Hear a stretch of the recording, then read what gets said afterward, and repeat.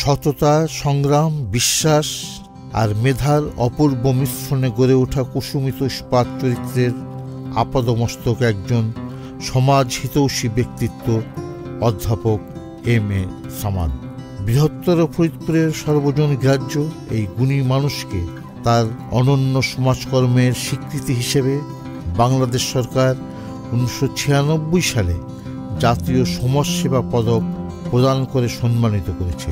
নিঃস্বার্থ সমাজসেবার পাশাপাশি ছাত্র জীবন থেকেই ইতিহাস, ঐতিহ্য, শিক্ষা, সংস্কৃতি, শিল্প, সাহিত্যের নানা অঙ্গনে নিরলস অবদান রেখে চলেছেন অধ্যাপক এম.এ.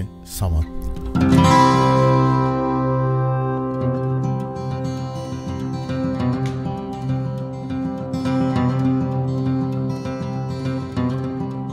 আমার প্রায় 2.5 বছরে ফরিদপুর জেলা সদরে অবস্থানের ডিসি হিসেবে কিছু কথা আলোচনা করতে চাই। সেই সময়ে যারা আমার সঙ্গে খুব ঘনিষ্ঠভাবে কাজ করেছেন এর মধ্যে একজন হলেন প্রফেসর আব্দুস সামাদ। উনি ইয়াসিন কলেজে তরুণ শিক্ষক ছিলেন। তো প্রফেসর আব্দুস সামাদ সাহেব ছোটো মোটো মানুষ, দেখতে খুব বলিষ্ঠ বলে মনে হয় না, কিন্তু তার সাহস এবং কর্মস্পৃহা আমি মনে করি যে অন্য সকলের চেয়ে বেশি ছিল, এবং তিনি আমার সঙ্গে খুব ঘনিষ্ঠভাবে কাজ করেছেন। Professor M A. সামাদ একজন অত্যন্ত সজ্জন ব্যক্তি। ফরিদপুরে যে কয়েকজন বড় মাপের সমাজসেবক, উনি তাদের মধ্যে অন্যতম। ডক্টর জাহেদ সাহেব, ডক্টর ননীগোপাল সাহা, জনাব জহুরুল ইসলাম, এদের সাথে একত্রে উনি যে কোনো জনসেবামূলক কাজে একত্রিত হতেন। উনি নিজের ব্যক্তিগত কাজের বাইরে যতটুকু সময় পেতেন এই কিন্তু সমাজসেবায় উনি দিয়ে গেছেন। বিশেষ করে আমার দেখা, আমি যখন ইয়াসিন কলেজের ছাত্র ছিলাম তখন সামাদ স্যারকে দেখেছি। তার সততা ছিল প্রশ্নাতীত এবং এখনও উনি সেটা মেনটেন করে চলছেন। আজীবন পরোপকারী ছিলেন। তার কাছে কোনো লোক বিপদে পড়ে ফেরত আসছে এটা আমার জানা নেই।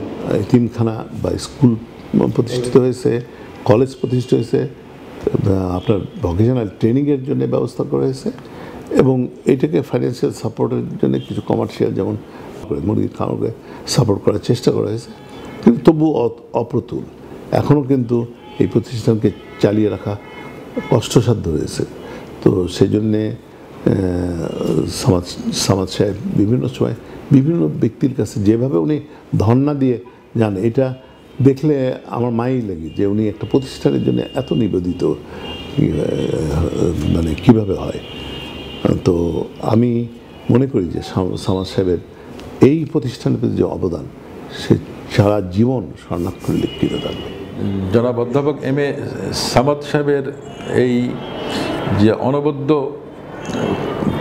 কাজের অবদান হিসেবে, স্বীকৃতি হিসেবে সরকার তাকে 1996 সালে সমাজ কল্যাণে জাতীয় স্বর্ণপদক প্রদান করে এবং তৎকালীন মাননীয় প্রধানমন্ত্রীর হাত থেকে তিনি সেই স্বর্ণপদক গ্রহণ করেন এবং নিরলসভাবে আজকে 82 বছর বয়স তার চলছে প্রায়, এবং সেই বয়সেও এখনও সে দৈনিক প্রায় 16 থেকে 18 ঘন্টা পর্যন্ত উনি কাজ করে যান এবং সমাজের এমন কোনো কাজ নাই সেটা তিনি করেন না।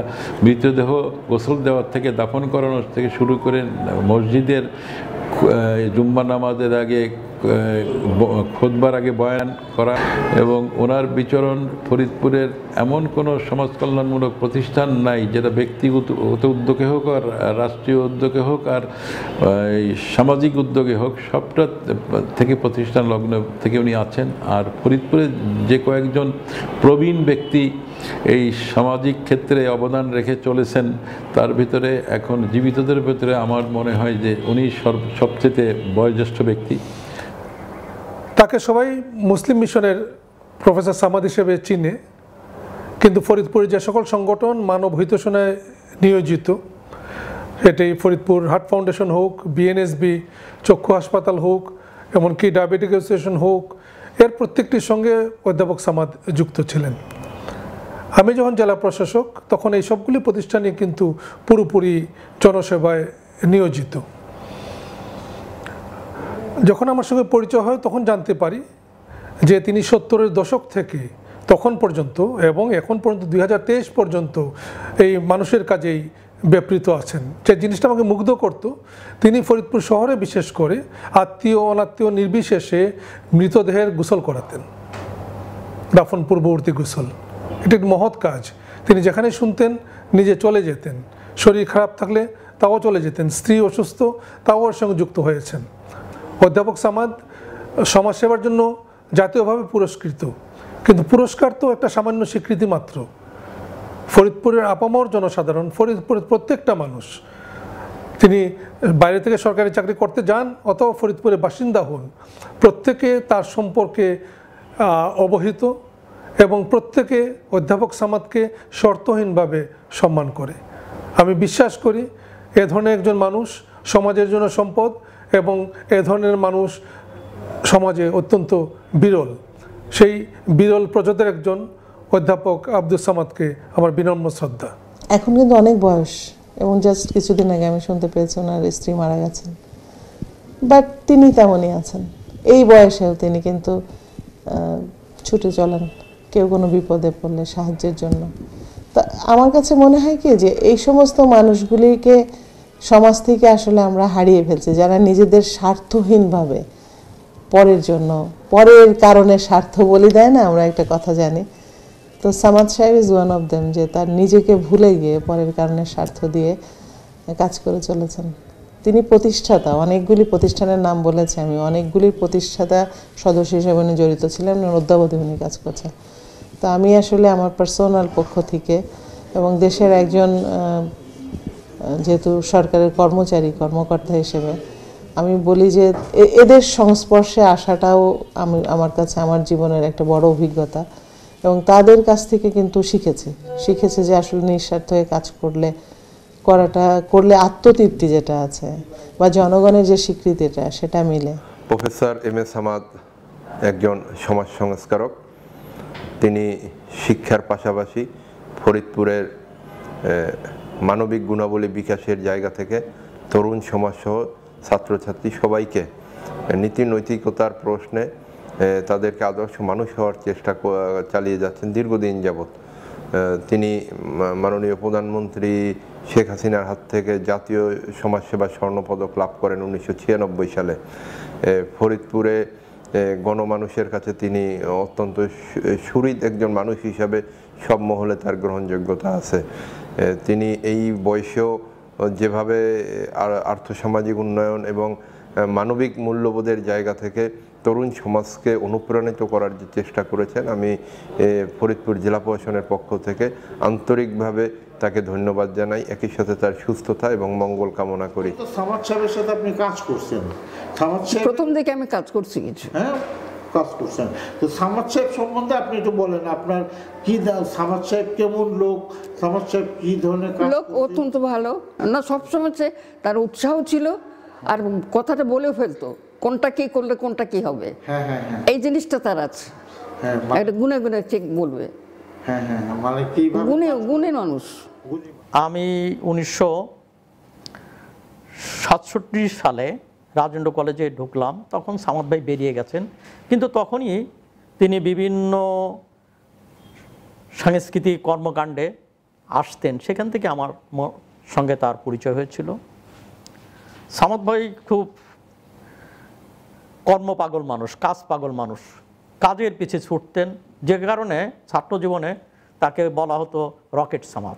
মানে খুবই গতিসম্পন্ন মানুষ, হতদরিদ্র থেকে উঠে আসা, বিভিন্ন ব্যাপারে তার ঔৎসুক্য ছিল। এখানে বিভিন্ন সামাজিক কর্মকাণ্ড সঙ্গে তিনি যুক্ত ছিলেন। ফরিদপুর সাহিত্য সংস্কৃতি উন্নয়ন সংস্থা গঠনে তার অবদান ছিল। পরবর্তীতে উনি সম্ভবত 1975 সালে যখন ওই সংস্থার নেতৃত্বে আছেন, তখনই আলাওল সাহিত্য পুরস্কার প্রবর্তিত হয়েছিল। অধ্যাপক আব্দুস সামাদ উনি মুসলিম মিশন করেছে এবং ওখানে এত বেশি সময় দিত এবং এখনও দিয়ে যাচ্ছি, যে তার তুলনা হয় না। আব্দুস সামাদ সাহেব শুধু যে এটা, উনি শুক্রবারে জুম্মার নামাজের আগে কোরআনের তাফসির করত, এবং যে কোনো মানুষ মারা গেলে উনি সবার আগে উনি গিয়ে হাজির হইত এবং জানাজা পড়ত। এখন ওনার বয়স হয়ে গেছে অনেক, ওনার বয়স 83 বছর বয়স, উনি অনেক অসুস্থ। আমি আল্লাহ পাকের কাছে দোয়া করি আল্লাহ ওনাকে যেন সুস্থ করে দেয়। পাকিস্তান আমল থেকে এই সামাদ সাহেবের সাথে আমার একটা সম্পর্ক ছিল। উনি একজন ইয়াসিন কলেজের প্রফেসর ছিলেন। আমার স্বামী ছিল গৌরচন্দ্র বালা, উনি একসময় মন্ত্রী ছিলেন যুক্তফ্রন্টের। আমাদের বাসায় আসতেন এবং উনি এখনও ওই বৌদি বৌদি করেই ডাকতেন। আমার ছেলেপেলেরা ওনাকে স্যার বলতেন। এইভাবে ওনার সাথে আমাকে পরিচয় আর কি, আমার অনেক আগের থেকেই। উনি একজন অসাম্প্রদায়িক লোক ছিলেন। যখন যেখানে যে কাজ দেওয়া ইসে পড়ছে, অসুবিধায় পড়ছে, সামাদ সাহেব দৌড় দিয়ে সেখানে চলে গেছে। হিন্দু হোক, মুসলমান হোক, যেই হোক, উনি এখনও জীবিত আছেন। এখন ছেলেরা তাকে নাম দিচ্ছিল রকেট সামাদ। উনি খুব দ্রুত যাতায়াত করতেন রাস্তায় দিয়ে, আমরা দেখতাম একটা ঢোলা পাজামা, একটা পাঞ্জাবি পরে উনি দ্রুত চলে যাচ্ছেন চোখের নিমিষে এখান থেকে ওখানে। তাই ছাত্ররাও রকেট স্যার বলতো অনেক সময় মজা করে। সামাদ সাহেব, আমরা মনে করি সামাদ সাহেব আরও দীর্ঘদিন জীবিত থাকুক। আমাদের সমাজের, আমাদের জাতির, আমাদের দেশের কল্যাণ হবে, তার জন্য উনি নিবেদিত প্রাণ। আজকের যে সমাজের যে অবক্ষয় হচ্ছে, সমস্ত কিছু এইরকম একজন সমাজকর্মী এখনও পাওয়া যায় না। উনি তো নিবেদিত প্রাণ বলা যায়। ওনার মতন লোককে আমরা যাতে বাঁচাই রাখতে পারি সেই কামনা করি। প্রফেসর আব্দুস সামাদ সাহেব ফরিদপুরের একজন প্রবীণ এবং বিশিষ্ট সমাজসেবী মানুষ। আমরা ছোটোবেলার থেকে ওনাকে চিনি। আমরা ছোটোবেলার থেকে দেখতে পাচ্ছি যে কোনো রকমের সমাজসেবায় উনি অগ্রণী ভূমিকা পালন করেন। এবং ফরিদপুরে হিন্দু মুসলমান যেই মারা যাক উনি সেখানে যান, এবং আমার মনে হয় 2-1 হাজার মুসলিম মানুষের উনি গোসলও করাইছেন, দাফন কাফনের গোসল করাইছেন। আমাদের ফরিদপুর পৌরসভার যে সর্বোচ্চ committee TLCC, town level coordination কমিটির উনি একজন সম্মানিত সদস্য, এবং উনি পৌরসভা এই পরিষদ চালনার প্রশ্নে অনেক গুরুত্বপূর্ণ ভূমিকা পালন করেন। এবং আমি যে কোনো ব্যাপারে ওনার পরামর্শ নেই প্রবীণ মানুষ হিসেবে। বিন্দু থেকে সিন্ধু হয়ে ওঠা একজন মানুষ কি করে সফল হয়ে ওঠেন তারই অনুকরণীয় দৃষ্টান্ত অধ্যাপক এম এ সামাদ। ফরিদপুর সদর থানার চর মাধবদিয়া গ্রামে 1939 সালে নেহাজউদ্দিন ও বড়ু খাতুনের ঘরে জন্ম হয় এম এ সামাদের। এই পাশে ছিল একটা ঘর, যে ঘরটায় ঘষি থাকতো, ঘষি জ্বালানি থাকতো। আর এক পাশে ঢেকি ছিল পিছনের দিকে, ডান পাশে চুলা, মাঝখানে খানিকটা জায়গা, ওইখানে আমি আর আমার মা ওখানে থাকতাম। এই অবস্থায় আমি ওখানে দাখিল পরীক্ষা দিই। বাড়িতে খাওয়া দাওয়ার কষ্ট, শেষে ওই জয়নুদ্দিন মুন্সি, আমার চাচা দূরসম্পর্কীয়, তার বাড়িতে তার বড় ছেলে ছিল ইসাহাক মুন্সি, ভালো মানুষ। আর ও তো আমার ভাই, আমার সাথে থাকবে, আমাদের সাথেই থাকবে, আমরা খেলে খাবে, আমরা না খেলে না খাবে। আমার নিয়ে গেল, ওইখানে থেকে কয়েক বছর থাকলাম। তারপরে হাফেজ বাড়িতেও ছিলাম, পরে আফসার পালের বাড়িতে থাকলাম। আমার বার কবর পিছনে, সামনে আমার আব্বার কবর, তারপরে আমার বড় ভাইয়ের কবর এখান দিয়ে। এই গ্রামে আমার বন্ধু ছিলেন কবির মিয়া সাহেবের বড় ছেলে ফাতে কবির, হাফেজ ফাতে কবির। মিলু মিয়া আমার বড় ছিল। হাফেজ জয়নুদ্দিন সাহেব আমার চাচার এখানে লজিং থাকতো, পাশেও হেফজো পড়তো। তাদের সাথে আমার খুব ঘনিষ্ঠতা ছিল। আমরা একসাথে হাডুডু খেলছি, তারপরে খেলাধুলা করছি, চলাফেরা করেছি। আর এই গ্রামের মানুষ সকলেই ভালো মানুষ। মৌলভী ফজলুর রহমান সাহেব, মৌলভী ফজলুল করিম সাহেব, ইউসুফ মিয়া ভাইয়ের কথা মনে পড়ে। তিনি আমাকে ঈশান স্কুলে যে 30টা টাকা নিজের পকেট থেকে দিয়ে ভর্তি করাই দিলেন। প্রফেসর সে আমাদের গ্রামে, আমার গ্রামে না, তার বাড়িতে সবসময় করে যিনি আসা যাওয়া করে, দেখাশোনা করে, বাপ মার কবর জিয়ারত করে, আমরা কেমন আছি না আছি খোঁজখবর নেয়। আমি দুটো মেয়ে নিয়ে বাপের বাড়িতে আমার চাচা খোঁজখবর নিছে, এতদিনও মেয়ে দুটো বিয়ে দিছে, আমার নাতি নাত করেছে, তাও তো আমার চাচা খোঁজখবর নিয়ে। গ্রামের একজন মারা গেলে আমার চাচা ছুটে আসে, সে সুস্থই থাকুক আর সুস্থই থাকুক। সুস্থকালে তো কোনো সময় তার ছিল না, প্রবলেমই ছিল না। অসুস্থ থাকলে তাও মাঝে মাঝে সে যে কোনো সময় ডাক দিলে সে চলে আসে। আমার এই গ্রামের হাফেজ ডাঙ্গির মানুষ মারা গেলে আমার চাচাই জানাজার করে। আমার কাকার সবসময় করে জন্য তার খবর পাওয়া মাত্রই সে চলে আসে, জানাজার করে, গোসল দেয়, সবার সাথে ভালো মন্দ 5টা কথা বলে, সবসময় করে জন্য আসা যাওয়া করে। আর এটাই তার বাপের বাড়ি। চরম দারিদ্রতার মধ্যে জন্ম নেয়া এম এ সামাদের লেখাপড়া শুরু হয় বাড়ির পাশের পাঠশালায়। এরপর 1000 বিঘা প্রাইমারি স্কুল এবং পরে বাকিগঞ্জ মাদ্রাসা থেকে দাখিল পাশ করেন। এ সময় তাকে বিভিন্ন বাড়িতে লজিং থাকতে হয়েছে। এরপর ঢাকা আলিয়া মাদ্রাসা থেকে আলিম ও ফাজিল পাশ করেন। ভর্তি হয়েছিলেন কামিলে। 1961 সালে তিনি ফরিদপুর ঈশান ইনস্টিটিউশন থেকে ম্যাট্রিক, রাজেন্দ্র কলেজ থেকে আইএ এবং বিএ, পরবর্তীতে ঢাকা বিশ্ববিদ্যালয় থেকে অর্থনীতিতে মাস্টার্স করেন। রাজেন্দ্র কলেজে অধ্যয়নকালে 1965 সালে M A Samad students society for social সার্ভিসের সম্পাদক নির্বাচিত হন। সংগঠনটির মূল উদ্যোক্তা ছিলেন ভাষা সৈনিক ও সমাজ কল্যাণ বিভাগের বিভাগীয় প্রধান অধ্যাপক আব্দুল গফুর। কলেজের ছাত্রছাত্রী সংসদের নির্বাচিত সাহিত্য সাংস্কৃতিক সম্পাদকের পদে থাকা অবস্থায় তিনি প্রখ্যাত সনেট কবি সুফি মোতাহার হোসেনের সনেট সংকলন প্রকাশ করেন। পরবর্তীতে এ বইটির জন্য কবিকে আদমজী সাহিত্য পুরস্কার প্রদান করা হয়। কলেজে লিটারি সেকশন সেক্রেটারি আমি, আমার দায়িত্ব পড়ল। তো কলেজে থেকে টাকা পয়সা পেলাম না। সাইদ আলী খান মুসলিম প্রেসের তিনি এক ফর্মা ছাপাইয়া বললেন যে কাগজের দামটা দরকার। এর মধ্যে আমি একটা চাকরি পেয়ে গেলাম 100 টাকার ইনফরমেশন সেন্টারে, যেটা এখন পাবলিক লাইব্রেরি হয়েছে। প্রথম মাসের মাইনা 80 টাকা পাইলাম, 100 টাকার মধ্যে 80 টাকা পরে জয়েন করছিলাম। 80 টাকা পাই, ওই টাকাতেও জমা দিয়ে দিলাম। উনি বললেন যে কাগজের দাম হইলো, এখন বই ছাপা হবে। এর মধ্যে হাশেম স্যার, প্রফেসর আবুল হাশেম সাহেব ছিলেন ফিলোসফি, উনি বললেন যে সামাদ এই আদমজী সাহিত্য পুরস্কারের নোটিশ দিছে, বিজ্ঞাপন দিছে আজাদ, দৈনিক আজাদে, এটা দেখে এক বই পাঠাই দাও। তো আমি 6খানা বই আলাদা হার্ডবোর্ড দিয়ে বাঁধাই করে দিয়ে আলাদা বাঁধাই করলাম, করে দিয়ে 6খানা বই পাঠাই দিলাম। ইন ফাইন মর্নিং 65-এ গফুর সাহেব, তখন তো টিভি ছিল না, রেডিও ছিল। রেডিওতে বাংলা খবর শুনছেন, ওই বাংলা খবরে সুফি মোতাহার হোসেন আদমজী পুরস্কার পাইছে সনেট সংকলন বইতে। উনি তো লাফাই বাইরে এসেছে, আমার কাজ হয়ে গেছে। কি সুফি সাহেব তো বই, ও তোমার ওই বইতে আদমজী পুরস্কার পাইছে। তা আমি যাই প্রিন্সিপাল সাহেবের খবর দিলাম। প্রিন্সিপাল সাহেব বললেন যে তুমি যাও সুফি সাহেবরে, ও সেই মামুনপুর, ওইখানে রেখা তাকে খবর দিতে যাই, দেখি যে রান্নাঘরের মধ্যে বসে রয়েছে খালি গায়ে। তার এই কথা বললে সে যে আনন্দ, সে আনন্দ আমি এখনো ভুলতে পারি না। যে এই খবরটা সে কীভাবে নিছে, আদমজী সাহিত্য পুরস্কার পাইছে।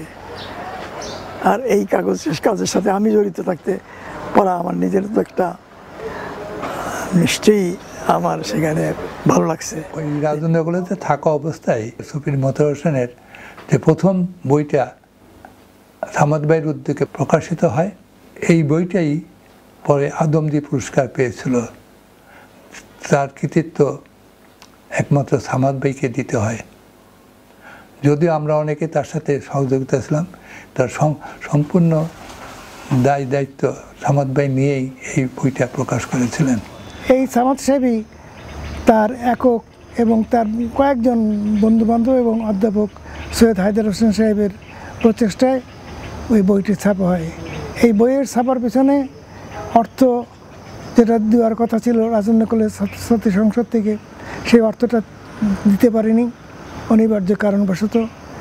পরবর্তীকালে দেখা গেল সনেট সংকলন প্রকাশে বিড়ম্বনা এবং বিলম্ব সৃষ্টি হয়।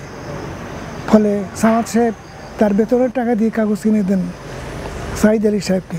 এই সনেট আদমজী সাহিত্য পুরস্কার পাওয়ার পর তৎকালীন রাজেন্দ্র কলেজের ছাত্রছাত্রী সংসদ সৈয়দ মোতাহার হোসেনকে সম্বর্ধনা দেয়, নাগরিক সম্বর্ধনা।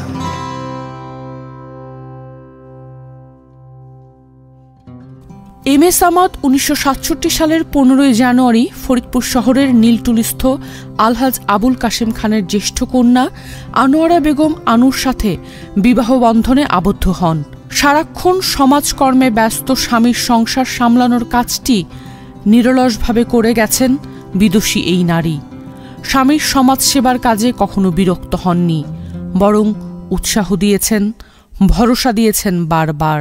55 বছর সংসার করার পর 2022 সালের 14 অক্টোবর পৃথিবীর সকল মায়া ত্যাগ করে পরপারে পাড়ি জমান আনোয়ারা বেগম। পানসি নৌকা ছিল খুব সুন্দর, সেই পানসি নৌকা করে যায় ওখানে ওই দিন নামাজ পড়তাম। এম এ সামাদ এবং আনোয়ারা বেগম দম্পতির রয়েছে 5 সন্তান। সে ছিল আমার ফার্স্ট ফ্রেন্ড। সংসার নিয়ে আব্বার বিন্দুমাত্র কোনো টেনশন ছিল না, টেনশন করতে হয় নাই। এর ফলে আমার মনে হয় যেটা সুবিধা হয়েছে, আব্বা নিরবিচ্ছিন্নভাবে এবং কোনো চিন্তা ছাড়াই সবার জন্য, সমাজের জন্য কাজ করে যেতে পেরেছেন। আম্মার এই স্যাক্রিফাইসটা না থাকলে হয়তো এইটা সম্ভব হইতো না কখনোই। আমার আম্মার জন্য আপনারা দোয়া করবেন, আম্মাকে আল্লাহ যেন বেহেশত নসিব করেন, এবং আব্বার জন্য দোয়া করবেন যাতে আব্বা সুস্থ থাকেন এবং আরও অনেক বছর আপনাদের সাথে থাকতে পারেন, আপনাদের সেবা করতে পারেন। আব্বা প্রচুর বই পড়েন, বই কেনেন, বিভিন্ন বইয়ের বিভিন্ন বিষয়ের সাথে জড়িত, সংগ্রহের কারণে পারিবারিক লাইব্রেরি পুরস্কার পেয়েছিলেন। আর অনেক দুষ্প্রাপ্য বই এখনও আব্বার কালেকশনে আছে, যেগুলি অনেক বড় বড় লাইব্রেরিতেও পাওয়া যাবে না হয়তো। আমাদের বাসার বেশিরভাগ জায়গা জুড়ে হলো বই। এখানে সব সময় আব্বার বিছানার উপরে বই খাতা থাকবে, কাউকেই ধরতে দিবে না। তোমরা কোথায় রাখবা, কি করবা, আমি খুঁজে পাবো না তো এগুলো, তোমরা ধরবা না, বই ধরতে দেয় না, আমাদের গোছাতেও দেয় না, এরকমই থাকবে। নিজেরটা নিজেই গোছানোর চেষ্টা করে। কিন্তু এখন তো অনেক কিছুই দেখা যায় এক জায়গায় রাখছে, হয়তো বা ভুলে গেছে, আবার তাকে খুঁজতে হয়, সারাক্ষণ ওই বইটা খুঁজতেছে। আগে আম্মা মারা যাওয়ার আগে তো আম্মা সব কিছু গোছায় রাখতো, আব্বার করা লাগতো না এগুলো। আমাদের যতটুকু সময় না দিয়েছে তার চেয়ে বেশি অন্য কাজে, সমাজের অন্য কাজে সময় দিয়েছে, এবং সেটাতে আমার আম্মার অবদান ছিল। আম্মার কোনো অভিযোগ ছিল না। আব্বাকে বিভিন্নভাবে সম্মানিত করা হয়েছে এই পদকগুলি, এবং এখানে খুব অল্পই আছে আসলে। আমার সৌভাগ্য হয়েছিল আমার আব্বার, আমি সরাসরি ছাত্রী, জাপানের অর্থনীতি সম্পর্কে পড়াতেন, এবং আমাদের দেশের ভৌগোলিক অবস্থান এবং জাপানের ভৌগোলিক অবস্থান, তার সাথে জাপান এবং আমাদের কৃষির যে মিল বা জাপানের জনগণ যেভাবে পরিশ্রমী, ওইভাবে পরিশ্রম করলে আমরাও দেশকে অনেক উন্নতির পথে নিয়ে যাব, এই বিষয়ে আমাদেরকে অনেক জ্ঞান দান করেছেন।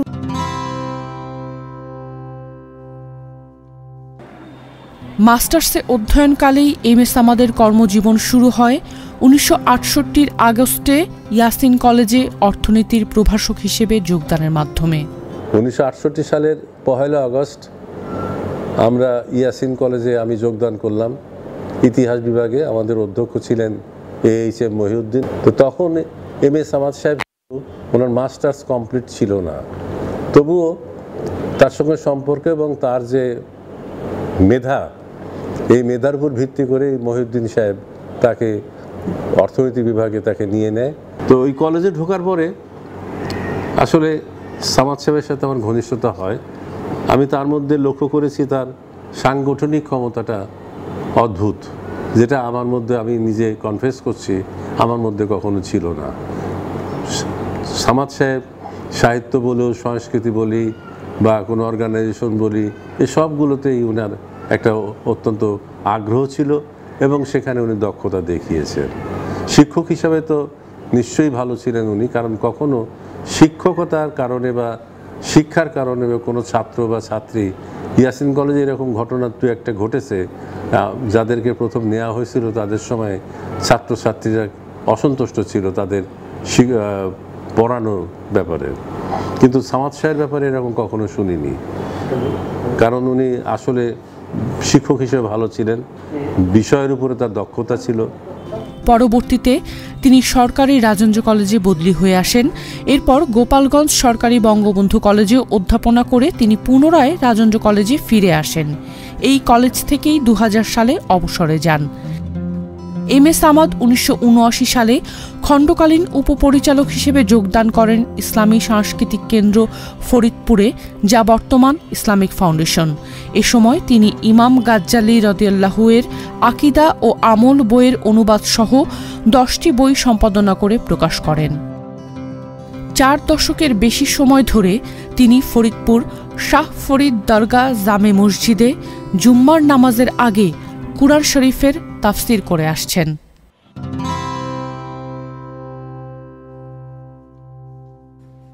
1978 সালে তৎকালীন জেলা প্রশাসক আব্দুল মুঈদ চৌধুরীর উদ্যোগে জেলা পরিষদের আলিমুজ্জামান হলে শুরু করা হয় ফরিদপুর মিউজিয়াম প্রতিষ্ঠার কাজ। এম এ সামাদ অবৈতনিক কিউরেটর হিসেবে নিয়োগপ্রাপ্ত হন। বৃহত্তর ফরিদপুরের বিভিন্ন স্থান থেকে সংগ্রহ করেন নানা রকম দুর্লভ ও দুষ্প্রাপ্য প্রত্নসামগ্রী। মহান মুক্তিযুদ্ধের বীর যোদ্ধাদের ছবি, তথ্য, ব্যবহার্য জিনিসপত্র, অস্ত্র, পত্রিকা, দলিল ছাড়াও প্রাচীন পুঁথি, মুদ্রা, তৈজসপত্র তার উদ্যোগেই সংগ্রহ করা হয়। জেলার স্মরণীয় ব্যক্তিত্ব, কবি, সাহিত্যিক, সাংবাদিক, রাজনীতিবিদ ও সমাজসেবকদের দুষ্প্রাপ্য আলোকচিত্র ও তাদের লেখা বেশ কিছু বই পুস্তক সংগ্রহ করতে সক্ষম হন। ফরিদপুর জেলা পরিষদের তত্ত্বাবধানে এই সব অমূল্য সম্পদ এখনও ফরিদপুর মিউজিয়ামে জনসাধারণের জন্য প্রদর্শিত হচ্ছে। মিউজিয়াম পরিচালনা পর্ষদে অধ্যাপক মোহাম্মদ শাহজাহান, অধ্যাপক আনমা আব্দুস সোবহান, নৃপেন্দ্র কুমার সিংহ রায়ের পাশাপাশি বিশ্বস্ত কর্মচারী হিসেবে আব্দুল জব্বারের নামটি উঠে আসে বারবার। ফরিদপুরে ডিস্ট্রিক্ট কাউন্সিলের ভিতরে আলিমুজ্জামান হল নামে একটা হল ছিল। এটাতে কিছু ব্যবহার করা হতো না তখনকার দিনে, মোটামুটি খালি পড়েছিল। তো আমরা ওই সময় একটা ড্রাইভ নেই যে ফরিদপুরে বিভিন্ন জায়গা থেকে যে দর্শনীয় ঐতিহাসিক বস্তু সংগ্রহ করার। তো বেশ কিছু জিনিস আমরা পাই। আবার প্রধানত প্রফেসর সামাদ সাহেব এনাদের সঙ্গে আলাপ করে আমি একটা মিউজিয়াম স্থাপনের সিদ্ধান্ত নিই এবং সামাদ সাহেবকেই এইটার কিউরেটর হিসেবে দায়িত্ব দিয়ে ওই আলিমুজ্জামান হল যেহেতু খালি ছিল এবং সুন্দর একটা হল, তা আমাদের যেহেতু সংগৃহীত মালামাল ছিল কম, সেই জন্য আমি ওখানে এটা স্থাপন করি। এবং এটার উদ্বোধনের জন্য আমরা তখন ডক্টর এনামুল হক সাহেব ছিলেন জাতীয় জাদুঘরের মহাপরিচালক, তাকে আমন্ত্রণ জানিয়েছিলাম এবং তিনি অত্যন্ত উৎসাহের সঙ্গে ঢাকার থেকে ফরিদপুর এসেছিলেন এবং আমরা এটা মোটামুটি একটা ছোট অনুষ্ঠানের মাধ্যমে ফরিদপুর মিউজিয়াম স্থাপন করি।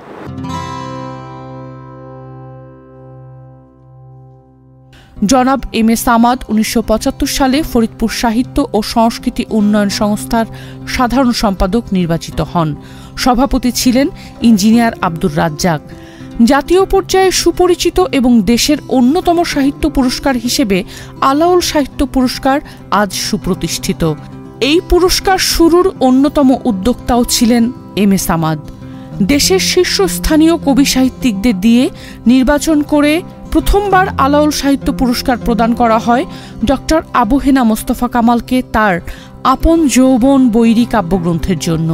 এ সফল কাজে সহযোগিতা করেছিলেন বীর মুক্তিযোদ্ধা কবি আতাহার খান, মিহির চক্রবর্তী, কবি শেখ শামসুল হক প্রমুখ। সামাদ ভাই সেক্রেটারি হওয়ার পরেই আমরা প্রথম আলাউল সাহিত্য পুরস্কারটাই করলাম এবং প্রথম পুরস্কারটা পান হলো আবু হেনা মোস্তফা কামাল কবি হিসাবে তাকে এই পুরস্কারটা দেওয়া হয়। এই অনুষ্ঠান উপলক্ষে ঢাকার সব শীর্ষস্থানীয় কবিরা ওখানে গেছিলেন, আল মাহমুদ পর্যন্ত গেছিলেন। আল মাহমুদ, শহীদ কাদরী, তারপর রফিক আজাদ, আর শিকদার আমিনুল হক, নির্মলেন্দু গুণ, মহাদেব সাহা, সানাউল হক খান, সবাই মোটামুটি কবি হিসেবে যারা খ্যাত ছিলেন একসাথে ঢাকার থেকে সবাইকে নিয়ে ওখানে যাই। এই প্রতিষ্ঠান কবি সাহিত্যিকদের খুঁজে বের করে তারা একটি পুরস্কার দেয়। সেই পুরস্কারটির নাম হচ্ছে আলাউল সাহিত্য পুরস্কার। এই আলাউল পুরস্কারটি 1975 সালে প্রথম প্রতিষ্ঠা হয় এবং আমাদের যে প্রফেসর আব্দুস সামাদ তিনি যখন সাধারণ সম্পাদক হিসেবে সংস্থার দায়িত্ব পালন করছিলেন এবং আব্দুর রাজ্জাক সাহেব হলো সভাপতির দায়িত্ব পালন করছিলেন, তখন এই পুরস্কারটি প্রবর্তন করা হয় যা আজকে সারা বাংলাদেশের সাহিত্য পুরস্কারের ভিতরে অন্যতম গৌরবজনক সাহিত্য পুরস্কার হিসেবে সারা বাংলাদেশে বিবেচিত হয়ে আসছে। ফরিদপুর সাহিত্য সংস্কৃতি উন্নয়ন সংস্থার কথা উঠলেই আমার 3টি ছেলের কথা মনে হয়, শামসুল হক, মিহির কর্মকার আর আতাহার খান। গুড়বাজারে সোবান সাহেবের একটা বসার জায়গা ছিল, সেখানে আমরা বসতাম। একদিন বিকেলে ওরা 3 জন এসে বলল আমাদের একটা বড় প্রোগ্রাম নিতে হবে। তখন আমি এইটার সম্পাদক। কি প্রোগ্রাম? বলে সাহিত্য পুরস্কার দিতে হবে। সেখানে আরও 2-1 জন বসা ছিল, তারা একটু ধ্যান চাইল, দেখো কিন্তু কিছু না। বললাম ঠিক আছে। একটা কথা বলেছিল, প্রোগ্রাম বড় না হইলে প্রতিষ্ঠান বড় হয় না। আমরা মিটিংয়ে বসলাম, সিদ্ধান্ত হলো একটি সাহিত্য পুরস্কার দেওয়া হবে এবং আলাওল, সেটার নাম হবে আলাওল সাহিত্য পুরস্কার। আমরা যখন এই আলাওল সাহিত্য পুরস্কার লঞ্চ করলাম, তখন ওইখানে যাদের বিচারক বানিয়েছিলাম তাদের মধ্যে ছিলেন একজন ডক্টর আহমদ শরীফ। উনি বললেন, একটা ভালো কাজ করেছ। আমাদের চিটাঙের লোকেরা বলে আলাওল চিটাঙের লোক, কিন্তু এই আলাওল সাহিত্য পুরস্কার ফরিদপুর থেকে দেওয়ায় এটা একটাই হয়ে গেছে, যাবে এস্টাবলিশ হয়ে যাবে যে আলাওল ফরিদপুরের লোক। 1983 সালে ফরিদপুর শহরের সংস্কৃতি মনস্ক, সাহিত্য মনস্ক কিছু তরুণ অধ্যাপক এম.এ. সামাদের নেতৃত্বে 20 আগস্ট, যে দিনটি সনেট কবি সুফি মোতাহার হোসেনের মৃত্যুবার্ষিকী, শহরের উপকণ্ঠে তার বাসভবনে আসে। তার জীবন নিয়ে আলোচনা হয় এবং আলোচনার এক পর্যায়ে সেখানে অধ্যাপক এম.এ. সামাদের নেতৃত্বে, তার প্রেরণায় ফরিদপুর সাহিত্য পরিষদের প্রতিষ্ঠা হয়। 1939 সালে আবদাল্লাহ জহিরুদ্দিন এবং হুমায়ুন কবিরেরা মিলে ফরিদপুর সাহিত্য পরিষদ নামে একটি সাহিত্য সংগঠন তৈরি করেছিল এবং তখন ওই 1939 সালেই ফরিদপুরে একটি বড় সাহিত্য সম্মেলন হয়েছিল, যেখানে অমর কথাশিল্পী শরৎচন্দ্র চট্টোপাধ্যায় ছিলেন, হুমায়ুন কবির ছিলেন। তো মূলত সেই ঐতিহ্যের ধারাবাহিকতারই আবার পুনরুজ্জীবন হয়। 1983 সালে ফরিদপুর সাহিত্য পরিষদ প্রতিষ্ঠিত হয়। সাহিত্য পরিষদের উদ্যোগে নিয়মিত সাপ্তাহিক ও মাসিক সাহিত্য সভা, প্রকাশনা, সেমিনার, সিম্পোজিয়াম, সাহিত্যের ব্যক্তিত্বদের স্মরণ সভা, জাতীয় দিবসগুলোকে বিশেষভাবে পালন সহ নানা ধরনের কার্যক্রম পরিচালনা করে আসছে। জন্মশতবার্ষিকী উদযাপন করেছে ডক্টর কাজী মোতাহার হোসেন, জাতীয় কবি কাজী নজরুল ইসলাম, কবি হুমায়ুন কবির, কবি আ.ন.ম. বজলুর রশিদ, পল্লী কবি জসিমউদ্দিন এবং আন্তর্জাতিক চলচ্চিত্র নির্মাতা মৃণাল সেনের। 1990-এর 5 আগস্ট প্রথম ঢাকার জাতীয় জাদুঘর মিলনায়তনে সম্বর্ধনা দেওয়া হয়েছিল শিক্ষাবিদ এস.এন.কিউ. জুলফিকার আলী, প্রথম বাঙালি মুসলিম চিত্রশিল্পী কাজী আবুল কাশেম এবং বাংলা সাহিত্যের অন্যতম ঔপন্যাসিক রাজিয়া মজিদকে। এই ধারা আজও চলমান রয়েছে। 2 বছর পর পর এ পর্যন্ত মোট 35 জনকে সম্বর্ধনা দেওয়া হয়েছে। 1990 সালের একদিন সকালে, বোধহয় 1 জানুয়ারি সকালে, কবি জসিমউদ্দিনের জন্মদিনে আমরা মিলন, আলতাফ সাহেব, কামাল রইসি প্রমুখ সারা এলাকায় আমরা ঘুরলাম। কবি জসিমউদ্দিনের একটা বই পাওয়া গেল না। বড় বড় কবিদের নিজ বাসভবনের বা এলাকায় তাদেরকে খুঁজে পাওয়া যায়, তাদের সম্বন্ধে মিউজিয়াম আছে, তাদের লেখা, তাদের সমস্ত কিছু সেখানে পাওয়া যায়, কিন্তু এই কবি জসিমউদ্দিনের গ্রামে একখানা বই পাওয়া গেল না। কামাল রইসি আমাকে প্রস্তাব দিল, স্যার আমরা একটা কাজ করতে পারি, আমরা একটা মেলা করতে পারি, জসিম পল্লী মেলা করো।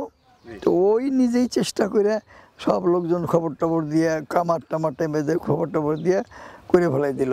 জাহিদ ব্যাপারী যেন কি পিঠে নিয়ে বানায় নিয়ে আসছিল, মানে মেলায়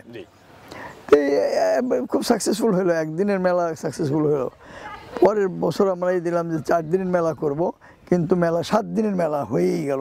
তখন বিসিকে গিয়ে আসলো, বিসিকে তো নেটওয়ার্ক আছে, তারা ওই মেলা দোকানপাটে খবর দিলে এবারে চলে আসলো, বিভিন্ন জায়গা থেকে দোকান চলে আসলো, একেবারে জমজমাট মেলা হয়ে গেল। আমরা প্রথম মেলার সময় ডিসি আব্দুর রহিম, তারপরে এস এম শাহজাহান, তারপরে আহমেদুর রহিম উপজেলা ইউএনও ছিল, ছোট্ট একটা বাইর করছিলাম, স্মরণিকা বের করছিলাম, এবং সেইটারও ওই স্কেচ করে দিচ্ছিল ফরিদুর রহমান। হ্যাঁ, ফরিদুর রহমান সে বইটা আছে আমাদের এখানে, ফটোকপি আছে। আমার ইউসুফ সাহেব এটা বানিয়ে দিছিল, লিয়াকত ভাই বানিয়ে দিছে, অনেকেই বানিয়ে দিছে। জসিম পল্লী মেলার প্রথম স্মরণিকা। কিন্তু সামাদ স্যারকে আমরা দেখেছি নীরবে নিভৃতে কাজ করে যেতে। ফরিদপুরে এখনও সামাজিক সংগঠন নাই যার সাথে উনি যুক্ত ছিলেন না। ফরিদপুর সাহিত্য পরিষদের প্রতিষ্ঠাতা তিনি ছিলেন, সাহিত্য উন্নয়ন সংস্থার সাথে যুক্ত, এবং তার সবচেয়ে যেটা বড় অবদান আমি মনে করি, আজ আমরা যে জসিম মেলাকে নিয়ে গর্ব করি, এই জসিম মেলা মূল উদ্যোক্তা কিন্তু তারা। 1991 সাল থেকে সাহিত্য পরিষদের উদ্যোগেই কুমার নদের পাড়ে কবি জসিমউদ্দিনের বাড়ির পাশে জসিম উদ্যানে এই জসিম মেলার আয়োজন করা হয়। পরবর্তীতে রাষ্ট্রপতি ওই মেলার উদ্বোধন করতে এসেছেন, এবং এটা আজ আর ফরিদপুরের মধ্যে সীমাবদ্ধ নয়, এটা একটা জাতীয় বিষয় হয়ে গেছে, এবং সাংস্কৃতিক মন্ত্রণালয় এর দেখভাল করে। 52 ভাষা আন্দোলনের সূতিকাগার হিসেবে পরিচিত ঐতিহ্যবাহী সাংস্কৃতিক সংগঠন তমুদ্দুন মজলিসের কেন্দ্রীয় সভাপতি হিসেবে অধ্যাপক এম এ সামাদ দায়িত্ব পালন করেছেন 2012 থেকে 2016 সাল পর্যন্ত। Professor M A Samad sir Tamaddun মজলিসের কেন্দ্রীয় কমিটির 2 টার্ম সভাপতির দায়িত্ব পালন করেন, এবং এখন তিনি অভিভাবক পরিষদের অন্যতম সদস্য হিসেবে দায়িত্ব পালন করছেন।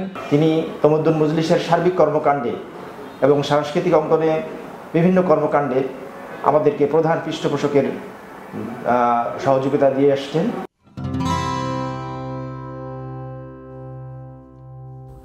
শৈশবে বাবা এবং কৈশোরে মাকে হারিয়ে মানুষের বাড়িতে জায়গির থেকে নিদারুণ কষ্টে নিজেকে নিজেই গড়ে তুলেছিলেন এম এ সামাদ। নিজের উপলব্ধি থেকেই সহজে অনুভব করতে শিখেছেন আর্তের আরতি, দুঃখী মানুষের অশ্রুসজল চোখ পড়তে শিখেছেন, আর তাই এই পড়ন্ত বয়সেও অসহায়ের ভার বইতে কাঁধ এগিয়ে দেন সকলের আগে। যৌবনের প্রারম্ভ থেকেই সমমনাদের নিয়ে সমাজ সেবার ব্রতে কয়েকটি সংগঠন প্রতিষ্ঠায় অগ্রণী ভূমিকা পালন করেছেন তিনি। সমাজসেবায় ফরিদপুরের প্রাতঃস্মরণীয় ব্যক্তিত্ব ডাক্তার মোহাম্মদ জাহেদের সান্নিধ্যে গিয়ে চিকিৎসা স্বাস্থ্যসেবায় বিগত শতাব্দীর 80-র দশক থেকে নিরলসভাবে কাজ করে যাচ্ছেন অধ্যাপক এম এ সামাদ। ফরিদপুরের স্বনামধন্য প্রতিষ্ঠান 1980 সালে প্রতিষ্ঠিত মুসলিম মিশনের সম্পাদক হিসাবে দায়িত্ব পালন করছেন, এবং এই প্রতিষ্ঠানটি অত্যন্ত সফলতার সাথে পরিচালিত করছেন। একই সাথে তিনি আঞ্জুমানে মফিদুল ইসলামেও কাজ করছেন, এছাড়াও অনেক সামাজিক সাংস্কৃতিক সংগঠনে নেতৃত্ব দিচ্ছেন, এবং মানুষের মানসিক গুণাবলী বিকাশের জায়গা খুব গুরুত্বপূর্ণ ভূমিকা রেখে চলেছেন। ফরিদপুরে একটি পুরনো ঈদগাহ ছিল, যেটি আব্দুল মুইজুদ্দিন সাহেব জেলা প্রশাসক ছিলেন, তখন জেলা পরিষদ থেকে এটি শুরু করেছিলেন, এটা শেষ হয়নি। আমি উদ্যোগ নেই সকলের সহযোগিতায় যেটি পাকা করব। সবার আগে যারা এগিয়ে আসেন তার মধ্যে তিনি ছিলেন অন্যতম। তিনি এর দিক নির্দেশনার কাজটি করেন, এবং আমরা পুরোটা ঈদগাহ পাকা করতে সমর্থ হই। কিন্তু মুসলিম মিশনে ওনার যে অবদান তা অবিস্মরণীয়। মুসলিম মিশনের জন্ম থেকে 1981 থেকে এখন পর্যন্ত তিনি মুসলিম মিশনের সঙ্গে যুক্ত। মুসলিম মিশনের যে বড় 2টি ভবন যেখানে আবাসিকরা থাকে, সে 2টি ভবন ওই সময়ে তৈরি হয়, আমি এর সঙ্গে যুক্ত ছিলাম।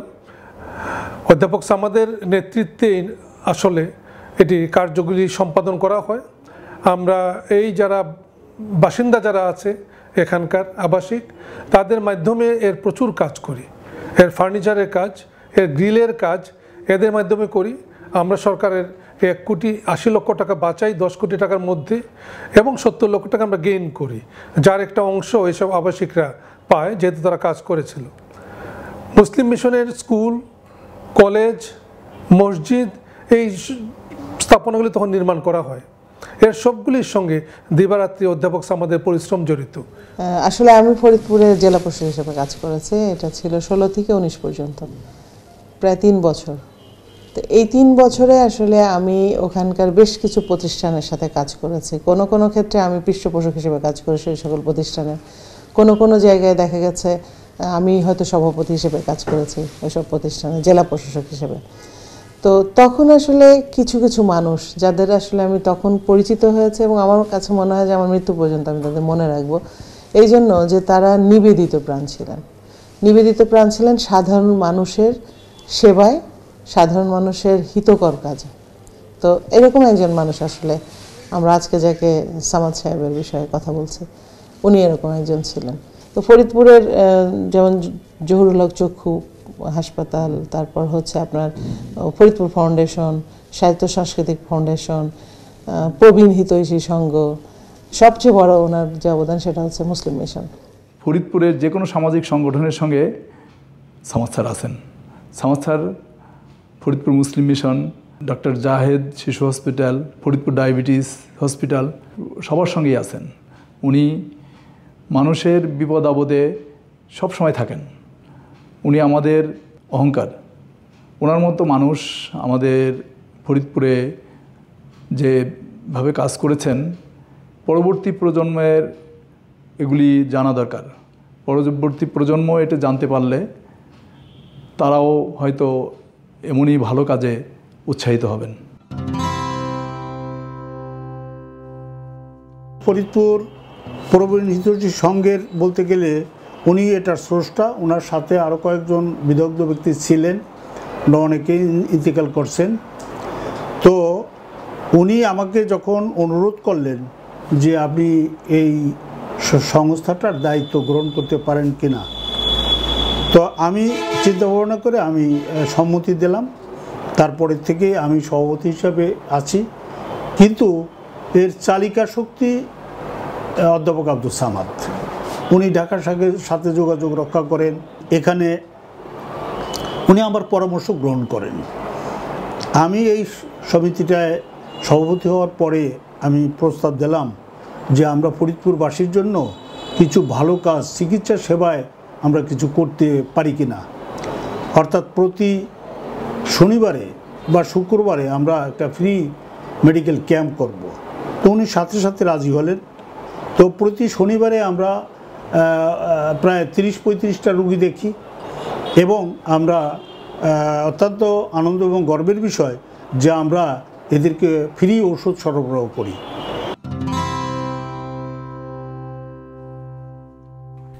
আশির দশকে ফরিদপুরে শিশুদের স্বাস্থ্যসেবা দেওয়ার জন্য রেড ক্রস অফিসে ফ্রি সানডে ক্লিনিক নামে চালু করা হয়।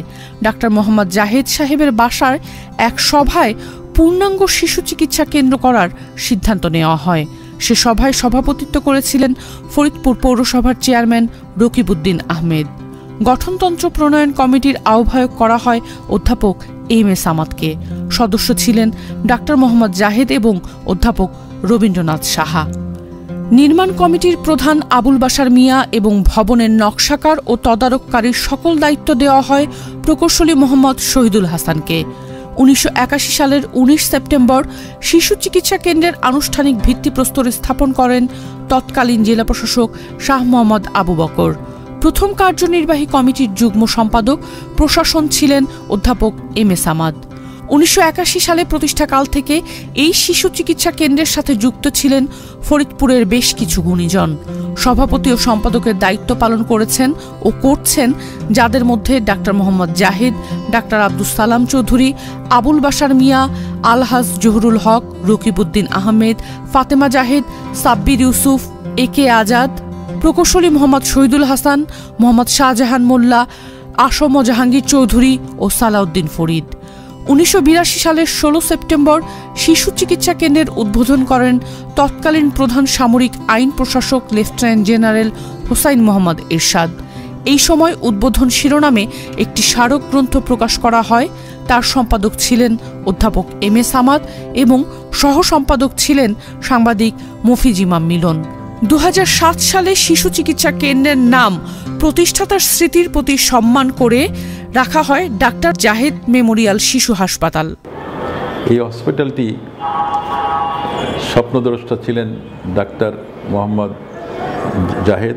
এটার প্রথম যে কমিটি গঠন করা হয় সেই কমিটির প্রতিষ্ঠাকালীন সভাপতি ছিলেন ডাক্তার মোহাম্মদ জাহেদ এবং তৎকালীন সাধারণ সম্পাদক ছিলেন ওই সময়কার পৌরসভার চেয়ারম্যান জনাব রকিবউদ্দিন আহমেদ এবং তখন যুগ্ম সম্পাদক হিসেবে দায়িত্ব পালন করেছিলেন অধ্যাপক জনাব এম.এ. সামাদ। অধ্যাপক এম.এ. সামাদ শুধু এই প্রতিষ্ঠানটি নয়, ফরিদপুরে যে কয়েকটি সমাজসেবামূলক প্রতিষ্ঠান আছে বর্তমানে রয়েছে, যেমন ডায়াবেটিক সমিতি, অন্ধকল্যাণ সমিতির আওতায় প্রতিষ্ঠিত জহুরুল হক চক্ষু হাসপাতাল, তারপরে ফরিদপুরের অনবদ্য একটা প্রতিষ্ঠান ফরিদপুর মুসলিম মিশন, এই সবগুলোতেই প্রতিষ্ঠান লগ্ন থেকে উনি আছেন বিভিন্ন ক্যাপাসিটিতে। 1983 সালে বাংলাদেশ জাতীয় অন্ধকল্যাণ সমিতি ফরিদপুর জেলা শাখা গঠন করা হয়। এই সময় প্রথম সভাটি হয়েছিল সরকারি বালিকা উচ্চ বিদ্যালয়ের প্রধান শিক্ষিকা মিসেস রাবেয়া আহমেদের বাসায়। সেখানে ডক্টর মোহাম্মদ জাহেদকে সভাপতি এবং ডক্টর ননীগোপাল সাহা চক্ষু বিশেষজ্ঞ আমাদের ফরিদপুর শহরে, তাকে সম্পাদক করে একটি কমিটি গঠন করা হয়। এইখানে একটি পরিত্যক্ত ঘর নিয়ে অন্ধকল্যাণের কাজ শুরু হয়। তার আগে ডায়াবেটিক অ্যাসোসিয়েশনের নিচতলাতে সাপ্তাহিকভাবে রুগী দেখতেন ডক্টর ননীগোপাল সাহা। এই জায়গাটাতে পরিত্যক্ত একটি বিল্ডিং তৎকালীন জেলা প্রশাসক জনাব আব্দুল সাত্তার খান তিনি খুব নামমাত্র মূল্যে এটি দিয়েছিলেন। সেইখানে আমাদের ফরিদপুর শহরের বিশিষ্ট সমাজসেবী আলহাজ ফিরোজা রহমান সাহেব অনেক চেষ্টা করে ওই বিল্ডিংটি বিক্রি করেছিলেন। তাতেও আমরা কাজ শুরু করতে পারিনি, আমরা শুধু বাৎসরিক ক্যাম্প করতাম চক্ষু রোগের। এরপরে বিশিষ্ট প্রকৌশলী মোহাম্মদ শহীদুল হাসান সাহেব নিজের উদ্যোগে একটি টিন সেট করে দিয়েছিলেন, আর কিছু যন্ত্রপাতি ক্রয় করে দিয়েছিলেন। তখন আমরা দৈনন্দিন কাজ শুরু করি চক্ষু হসপিটালের। নির্বাহী কমিটি সকলে মিলে আমরা প্রকৌশলী শহীদুল হাসান সাহেবকে লিখিত আকারে আবেদন জানাই যে আপনি এই প্রতিষ্ঠানটি পৃষ্ঠপোষকতা করে এই হসপিটালটি আমাদেরকে দাঁড় করিয়ে দেন। তার পরবর্তী এই 6তলা ভবন তিনি করে দেন আমাদের সকলের সিদ্ধান্তে। তখন থেকে আমরা বিএনএসবি জহুরুল হক চক্ষু হসপিটাল হিসাবে এটার নামকরণ করি।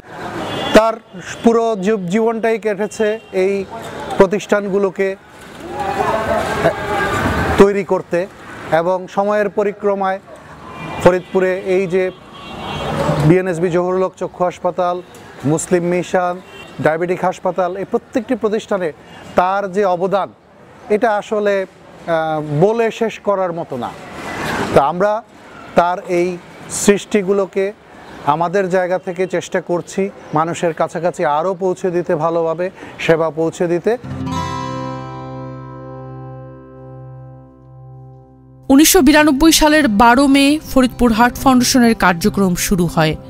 সাব্বির ইউসুফের উদ্যোগে আবুল বাশার মিয়ার সভাপতিত্বে এক সুধী সমাবেশের আয়োজন করা হয়। ওই সভাতেই চৌধুরী মমতাজ হোসেন রাজা মিয়াকে সভাপতি এবং অধ্যাপক এম.এ. সামাদকে সম্পাদক মনোনীত করা হয়। 1994 সালের ফেব্রুয়ারিতে শিশু হাসপাতালে 2 দিনব্যাপী হার্ট ক্যাম্পে ন্যাশনাল হার্ট ফাউন্ডেশনের মহাসচিব জাতীয় অধ্যাপক ব্রিগেডিয়ার আব্দুল মালিক ও তৎকালীন স্বাস্থ্য ও পরিবার কল্যাণ মন্ত্রী চৌধুরী কামাল ইবনে ইউসুফ উপস্থিত ছিলেন। জেলা প্রশাসক আব্দুল হক চৌধুরী নীলটুলির জেসি রায় ভবনের দোতলা মাসিক ভাড়ায় বন্দোবস্ত দিলে পুনরায় চালু হয় হার্ট ফাউন্ডেশনের কাজ। ডাক্তার মোস্তাফিজুর রহমান শামীম সাপ্তাহিক রোগী দেখা শুরু করেন। এলজিইডির প্রধান প্রকৌশলী পৌরসভার জমি অধিগ্রহণের মাধ্যমে সমন্বিত স্বাস্থ্যসেবা প্রকল্পের আওতায় ফরিদপুর হার্ট ফাউন্ডেশন বর্তমান ভবনটি নির্মাণ করার ব্যবস্থা করেন। একটি সমঝোতা স্মারকের মাধ্যমে ডায়াবেটিক সমিতি ফরিদপুরকে হস্তান্তর করা হয়েছে।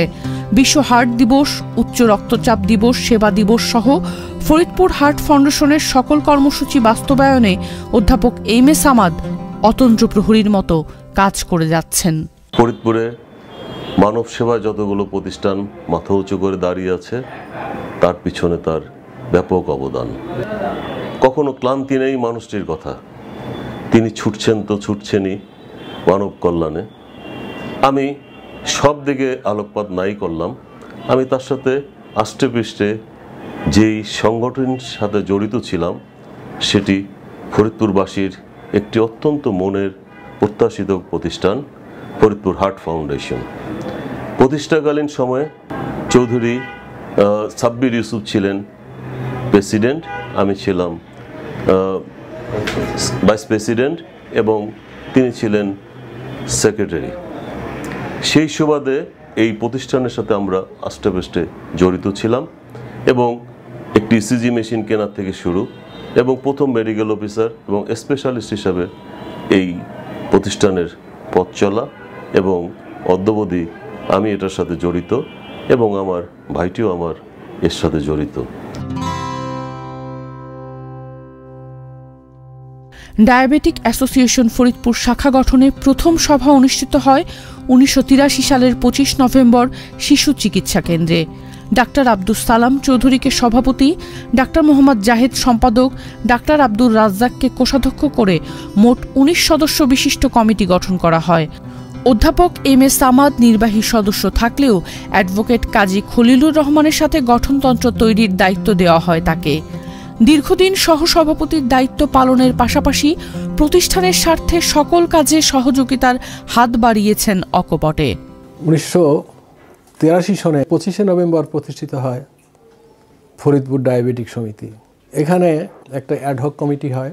সেই অ্যাডহক কমিটিতে সম্পাদক হন ডাক্তার মোহাম্মদ জাহেদ, সভাপতি হন ডাক্তার আব্দুস সালাম চৌধুরী, যুগ্ম সম্পাদক মফিজ ইমাম মিলন।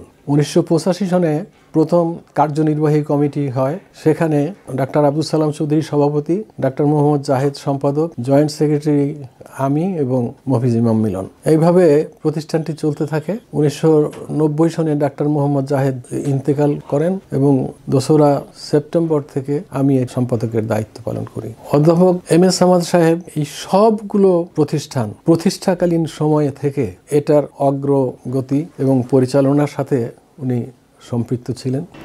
প্রফেসর সামাদ, এম এ সামাদের সঙ্গে দীর্ঘদিনের পরিচিত। একসময় থাকি আমরা অনেকগুলি সেবামূলক প্রতিষ্ঠান একত্রে আরম্ভ করি।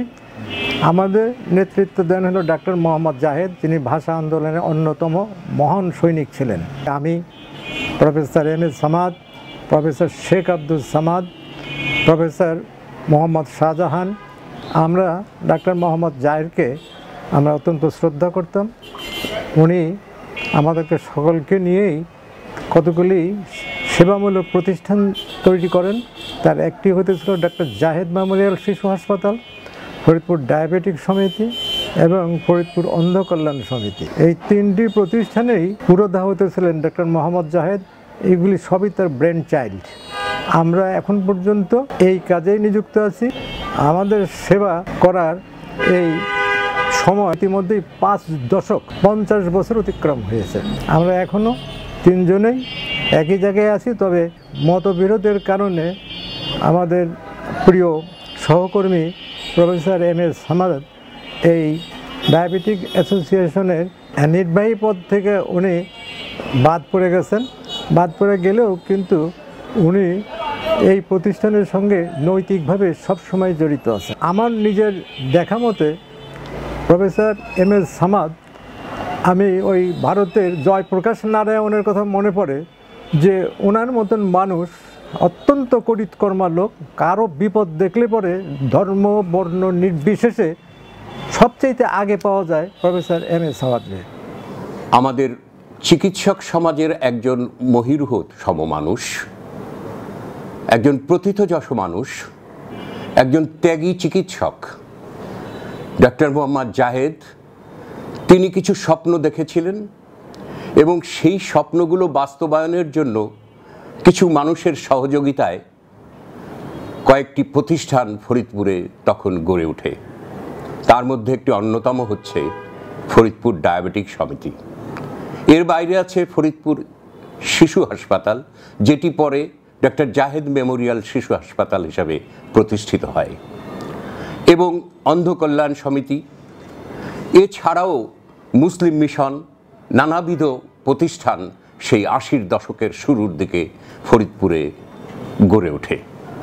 এবং এই গড়ে ওঠার পিছনে যাদের ভূমিকা ছিল তাদের মধ্যে আগেই বললাম যে জাহিদ সাহেব স্বপ্ন দেখেছিলেন, কিন্তু সেগুলো কার্যকর করবার জন্য তখন কিছু মানুষ ভূমিকা রেখেছিলেন। যেমন এই প্রতিষ্ঠানটি করবার জন্যে তখন ডক্টর আব্দুস সালাম চৌধুরী তিনি প্রথম সভাপতি ছিলেন, ডক্টর ননীগোপাল সাহা তাদের সহকর্মী ছিলেন, এর বাইরে ফিরোজার রহমান মাস্টার সাহেব, অ্যাডভোকেট মুজিবুর রহমান খান, অ্যাডভোকেট আদেল উদ্দিন হাওলাদার এবং রকিবউদ্দিন আহমেদ, এই ধরনের বিভিন্ন মানুষ যারা সেই সময়ে ভূমিকা রেখেছিলেন। এদের সঙ্গে সঙ্গে আরও একটা তরুণ গোষ্ঠী, তখনকার সময়ের জন্য তরুণ গোষ্ঠী, অর্থাৎ অধ্যাপক এম এ সামাদ, অধ্যাপক শেখ আব্দুস সামাদ, অধ্যাপক রবীন্দ্রনাথ সাহা, মফিজ ইমাম মিলন, এমনি আরও বেশ কিছু মানুষ তখন এই সব কর্মকাণ্ডে জাহিদ সাহেবের সঙ্গে এগিয়ে এসেছিলেন এবং তাদের ভূমিকাতেই আজকের এই প্রতিষ্ঠানগুলো আজকে একটি বড় পর্যায়ে উপস্থিত হয়েছে। এম এ সামাদ স্যার তিনি আমার সরাসরি শিক্ষক নন, কিন্তু ইয়াসিন কলেজের শিক্ষকতা এবং রাজেন্দ্র কলেজের শিক্ষকতার কারণে তাকে আমি শিক্ষক সম ভেবেই সবসময় স্যার বলে সম্বোধন করি। সেই স্যার, তার সঙ্গে বিভিন্ন সময়ে এই সমিতির বিভিন্ন কাজ করবার ক্ষেত্রে আমি ভূমিকা দেখেছি তার এই ভূমিকাগুলো অবশ্যই আমাদেরকে স্বীকার করতে হবে। আজকে এই প্রতিষ্ঠান বড় হয়েছে, কিন্তু তাদের ভূমিকাকে যদি আমরা অস্বীকার করি তাহলে চরম অন্যায় করা হবে। আমি একটি ব্যাপার দেখে অবাক হই, আমরা কেউ জানি না, কিন্তু তার কাছে অর্থাৎ এই এম এ সামাদ স্যারের কাছে আমাদের ফরিদপুরের সকলের মৃত্যু সংবাদ সবার আগে কেমন করে যেন চলে আসে। তিনি আমাকে অনেকবার অনেকের মৃত্যুর খবর ফোন করে জানিয়েছেন, বাবাজি এই লোক মারা গেছেন বা এই লোক চলে গেছেন পৃথিবী থেকে। এবং সেখানে আমার যাওয়ার আগে আমি একজন অপেক্ষাকৃত তার চেয়ে তরুণ, কিন্তু আমার যাওয়ার আগেও তিনি উপস্থিত হয়ে গেছেন এবং এই মানুষটির সমস্ত মৃত্যু পরবর্তী যেসব কাজকর্ম আছে সেগুলোর ক্ষেত্রেও তিনি ব্যাপক ভূমিকা রেখেছেন। বিগত শতাব্দীর ৮০ দশকে ফরিদপুরের বিভিন্ন অঞ্চলে খ্রিস্টান মিশনারিরা সেবার ছদ্মাবরণে দরিদ্র ও দুস্থতার সুযোগে স্থানীয় জনসাধারণ এবং তাদের এতিম, অনাথ, ছিন্নমূল শিশুদের ধর্মান্তরিত করার অশুভ তৎপরতায় লিপ্ত হয়। সেই প্রেক্ষাপটে সকলের প্রচেষ্টায় গড়ে ওঠে ফরিদপুর মুসলিম মিশন। এই আন্দোলনটা ফরিদপুরে একটা সারা জাগাইছে। আন্দোলনের সঙ্গে বেশিরভাগ জড়িত ছিল আমি ছিলাম, লিয়াকত ভাই ছিল, সামাদ ভাই ছিল। উনি ভূমিকা আসলে মূল ভূমিকা পালন করছে সামাদ, প্রফেসর সামাদ, কিন্তু কোনো মিটিংয়ে কোনো কথা বলতো না। তারপরে যিনি জায়গা দিচ্ছেন তিনি একটু কথা বলতেন, মশিউর রহমান। হ্যাঁ, মশিউর রহমান। তো আমরা আসলে সহযোগিতা করছি সবসময় এই মুসলিম মিশনটা যেন একটা কাউন্টার, খ্রিস্টানদের একটা কাউন্টার। হ্যাঁ, তারপরে মুসলিম মিশন আস্তে আস্তে আজকে একটা বিশাল জিনিস দাঁড়াইছে। তো এই মুসলিম মিশনে অনেকেই শরিক হয়েছে, তারা পিছন থেকে অনেকেই সাহায্য করছে যে একটা ফিনিশ মিশনের বিরুদ্ধে, প্রশাসনের বিরুদ্ধে এরা লড়তেছে। এটা এস্টাবলিশ করতে মূলত প্রফেসর সামাদের এই অবদানটা বেশি। সেই সার্বজনিক লাইগা আছে এবং কোনো বদনাম নাই, না সে এটা করতেছে। এটা একটা ভালো প্রতিষ্ঠান হয়েছে, তা কলেজ হয়েছে, মাদ্রাসা হয়েছে। মিশনারিদের অপতৎপরতার বিরুদ্ধে সবচেয়ে কঠোর অবস্থানে ছিলেন কোমরপুরের মৌলভী মশিউর রহমান। তিনিই প্রথম কমিটির সভাপতি এবং অধ্যাপক এম এ সামাদ সম্পাদক মনোনীত হন। ১৯৮১ সালের ১৫ জানুয়ারি আনুষ্ঠানিকভাবে শুরু হয় মিশনের কার্যক্রম।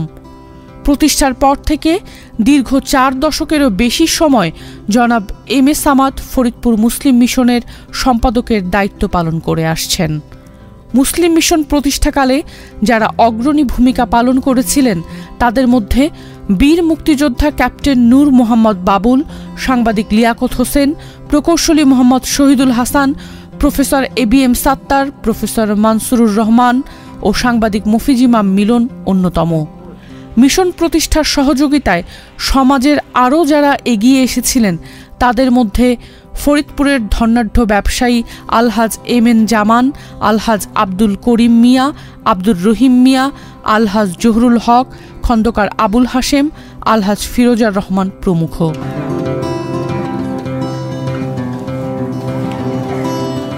এতিম অসহায়দেরকে কিভাবে মানব সম্পদে পরিণত করতে হয় তা অধ্যাপক এম এ সামাদ জানেন।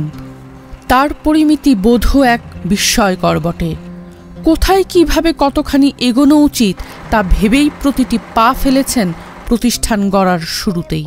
দিন বিকালবেলা আসে, আমরা যদি পড়াশোনা পারি তাহলে তিনি আমাদের অনেক ভালো জানে, তিনি আমাদের মাথায় হাত বুলিয়ে দেন। আমি 7-এ পড়ি, ফরিদপুর মুসলিম মিশনের দাখিল মাদ্রাসায় এই বালিকা হোস্টেলে থাকি। আমি সামাদ স্যারকে চিনি, সে প্রতিদিন বিকালেই আসে এবং আমরা যদি খারাপ কোনো কিছু করি সে আমাদেরকে বকা দেয়, আবার ভালো কোনো কিছু করলে আদরও করে এবং আমরা পড়াশোনা না করলেও খুব রাগারাগি করে।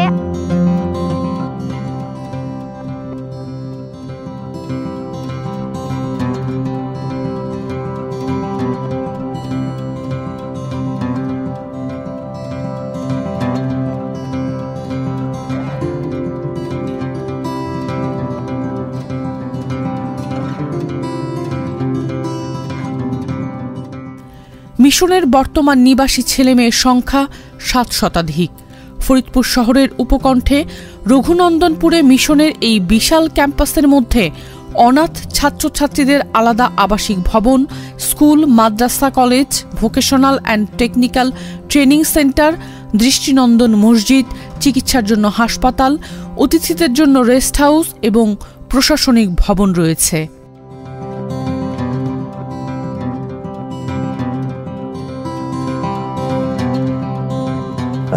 ফরিদপুরে নিম্নবর্ণের হিন্দুদের আবাস ফরিদপুরের বিভিন্ন এলাকায়, গোপালগঞ্জ, মাদারীপুরের কিছু এলাকা ফরিদপুর সদরীগুলোতে আছে।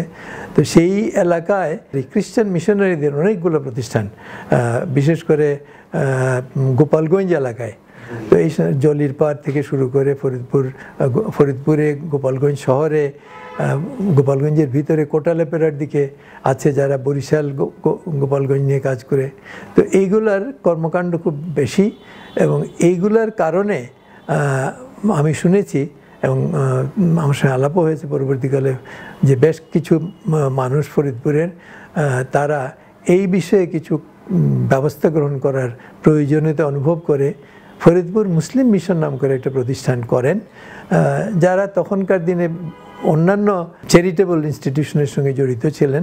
তারা সকলেই ছিলেন মুসলমান যারা, এবং প্রফেসর সামাদ সাহেবের সঙ্গে জড়িত ছিলেন এবং পরবর্তীকালে অন্যান্যরা ছিলেন, সমর্থন দিয়ে গেছেন আর্থিক অন্যান্যভাবে আমি জানি। কিন্তু এটাকে ঠেলে নিয়ে যাওয়া, চালানো এই কাজটা, এই দুরূহ কাজটা দীর্ঘদিন এককভাবে প্রফেসর সামাদি করেছেন এবং এখনও করছেন। এই একটি প্রতিষ্ঠান আমি মনে করি যে এটা একটা এক্সাম্পলারি একটা প্রতিষ্ঠান। শুধু এটা ফরিদপুরে হয়েছে, কিন্তু এই ধরনের প্রতিষ্ঠান আরও অন্যান্য জায়গায়ও ধর্মভিত্তিক না হলেও এই জাতীয় প্রতিষ্ঠান এতিমদের জন্য করা প্রয়োজন এবং এগুলো যদি করা হয়, কোনো ক্ষেত্রে আছে ব্যক্তি উদ্যোগে হয়েছে, কিন্তু সমষ্টিগতভাবে অনেকে মিলে এই ধরনের প্রতিষ্ঠান করলে সেটার ভিত্তি অনেক শক্ত হয় এবং ফরিদপুর মুসলিম মিশন সেই ধরনের একটি প্রতিষ্ঠান। আমি নিজেও গেছি, দেখেছি।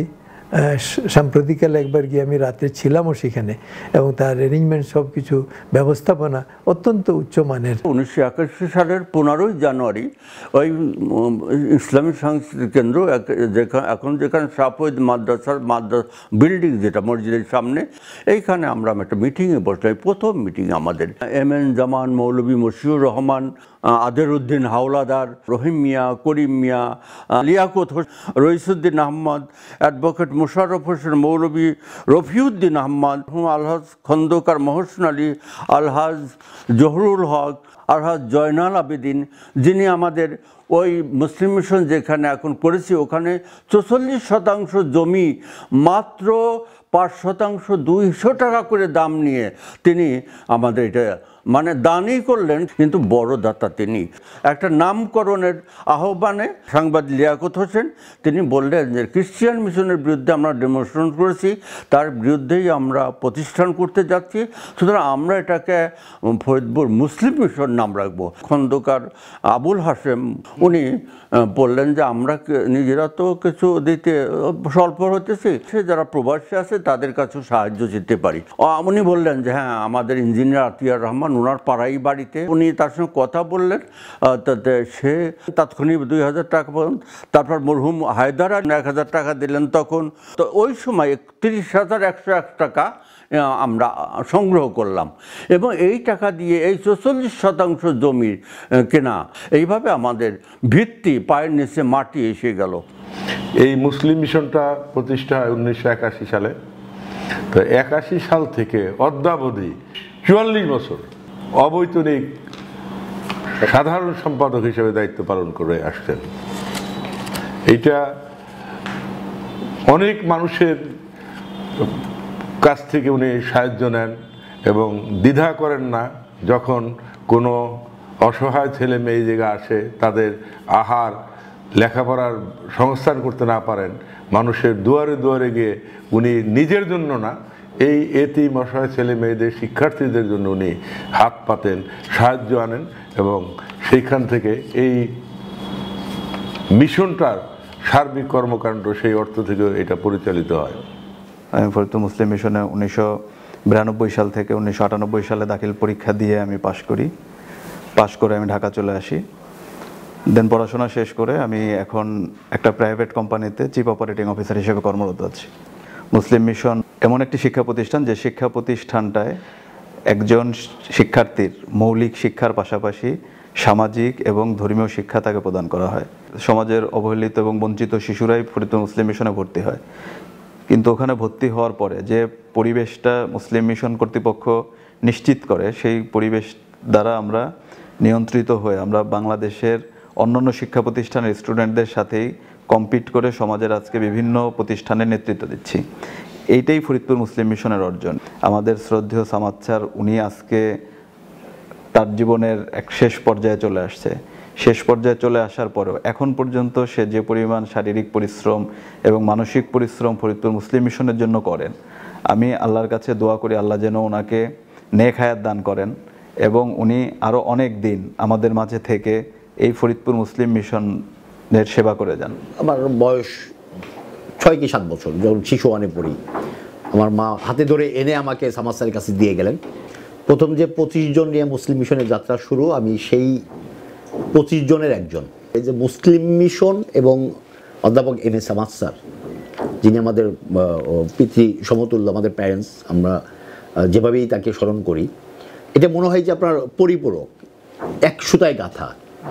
মুসলিম মিশন এবং সামাদ স্যারটা মানুষের তো একটা কন্ট্রিবিউশন থাকে, ওনার ফ্যামিলি ছিল, পরিবার ছিল, বাট উনি কন্টিনিউ আপনার সময় দিতেন কিন্তু মুসলিম মিশনে। সকালবেলা আসতেন, মাঝখানে কলেজে যেহেতু অধ্যাপনা করতেন হয়তো বা 1 ঘন্টা যেতেন, আবার মুসলিম মিশনে চলে আসতেন। দ্যাট মিনস ওনার ধ্যান ধারণা, খাওয়া দাওয়া সব কিছুই থাকতো মুসলিম মিশন নিয়ে এবং মুসলিম মিশনের যে এতিম অনাথ ছেলে এদেরকে নিয়ে, এবং উনি ওইভাবেই ট্রিট করে প্রত্যেকটা মুসলিম মিশনের ছেলেদেরকে যারা ওই জায়গায় এতিম অনাথ হিসাবে থাকতো, উনি ওনার নিজের সন্তান মনে করেই তাদেরকে আপনার মানুষ করতেন। বাবা এবং সন্তানের মধ্যে যে রিলেশনশিপটা থাকে, অধ্যাপক এম এ সামাদ স্যার এবং আমাদের রিলেশনশিপটা ছিল ঠিক একই রকম। একইভাবেই উনি আপনার ওনার সন্তানদেরকে যেভাবে বড় করেছেন, আমরা ওনার সন্তান আমাদেরকে উনি ঠিক একইভাবেই বড় করেছেন। মানে আমরা ছোট সময় বাবা হারিয়েছি, বাট ওনাকে দেখলে পরে আমার ওই পিতার কথা মনে পড়ে যে যিনি আমাকে আজকে আমার ব্যাকবোনটা সোজা করে আমাকে আজকে এই জায়গায় নিয়ে আসছেন।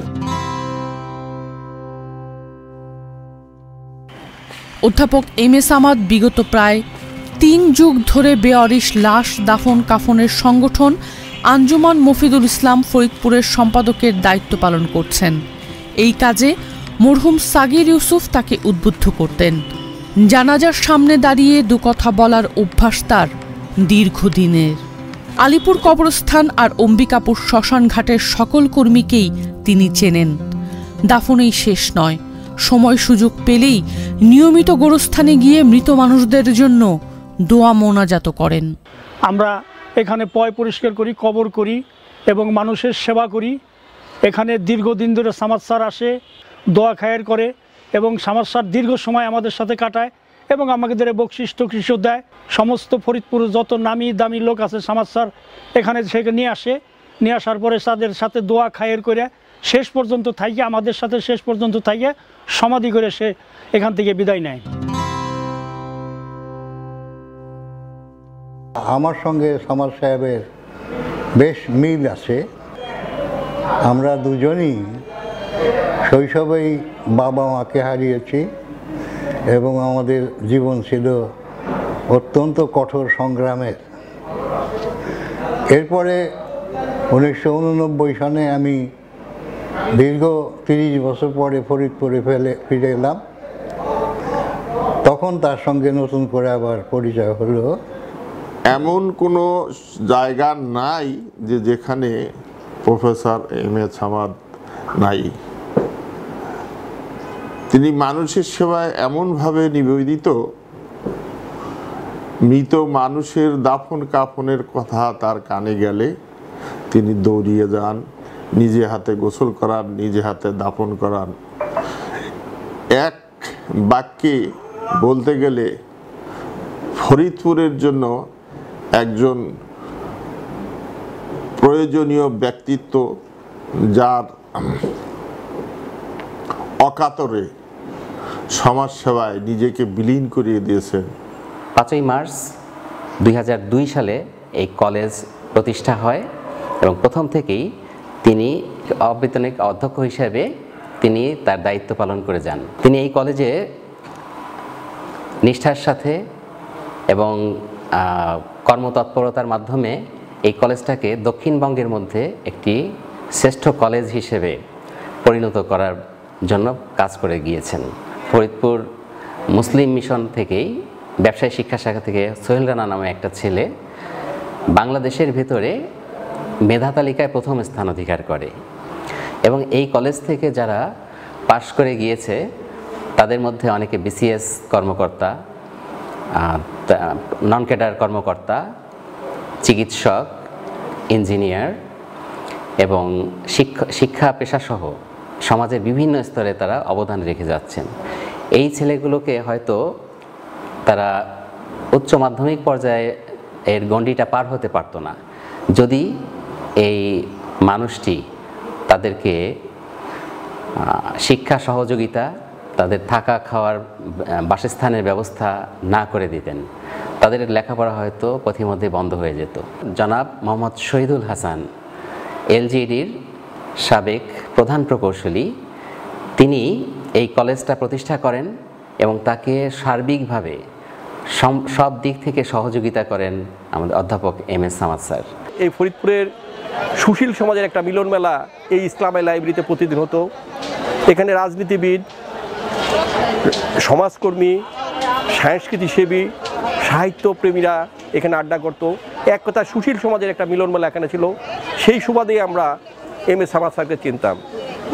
তারপরে আমাদের বয়স বাড়ার সাথে সাথে ওনার যে সামাজিক কর্মকাণ্ড, এই ফরিদপুর শহরের এমন কোনো জায়গা নেই যেখানে আমাদের সগর্ব পদার্পণ নেই।